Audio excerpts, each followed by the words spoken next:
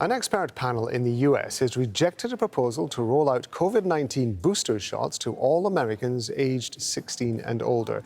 It cited a lack of safety data on extra doses and doubts about the value of mass boosters. But it endorsed extra Pfizer-BioNTech shots for people above the age of 65 and those at high risk of severe disease. However, the vote is not binding.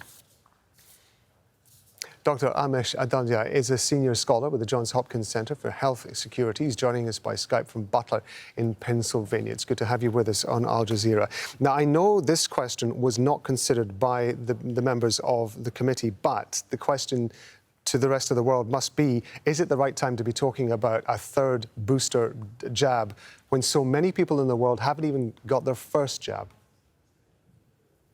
I think you have to separate who you're talking about putting third vaccination doses into.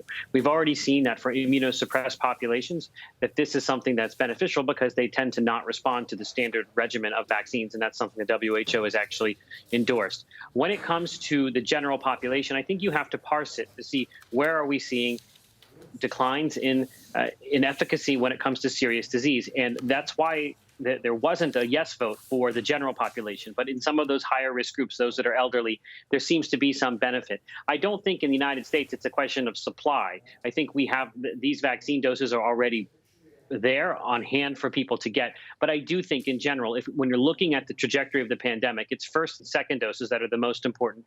Third doses are less important than those first two, especially if you're trying to keep hospitals from going into crisis. But that's why this is a narrow recommendation from that FDA committee based on where there actually was evidence, not blanket.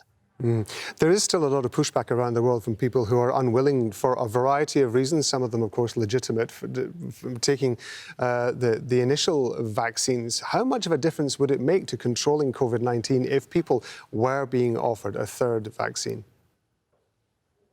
It's not going to be something that changes really the transmission issues with the virus. I think it's really circulating amongst the unvaccinated. As President Biden has said, this is a pandemic of the unvaccinated.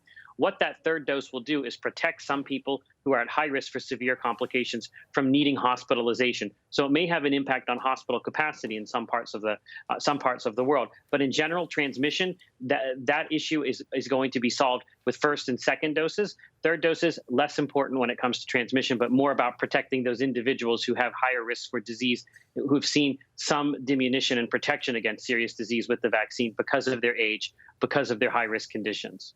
Yeah, the effectiveness of most vaccines, of course, just by nature, does decrease over time. I would guess that one of the difficulties is going to be to judge, A, whether or not a booster is necessary, but B, when it's necessary, if indeed it does have to be introduced.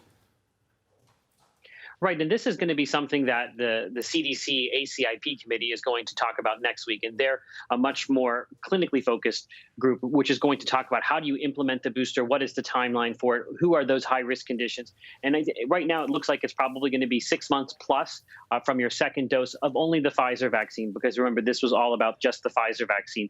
That's likely to be what they discuss next week, and we'll have more concrete recommendations if this is going to happen. But I think it's important to remember that this isn't for everybody. This is for specific